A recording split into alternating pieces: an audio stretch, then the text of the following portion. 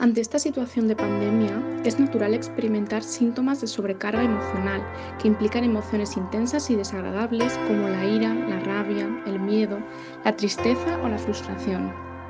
Es necesario detectar cuándo estas emociones empiezan a interferir en el día a día, porque para poder ayudar de manera óptima es conveniente que tú también te cuides. El equipo de Psicología Clínica de la Red de Salud Mental de Castellón hemos puesto en marcha un servicio de atención telefónica. Con esto queremos contribuir al bienestar emocional de profesionales, pacientes y familiares. Si quieres, podemos acompañarte en este proceso.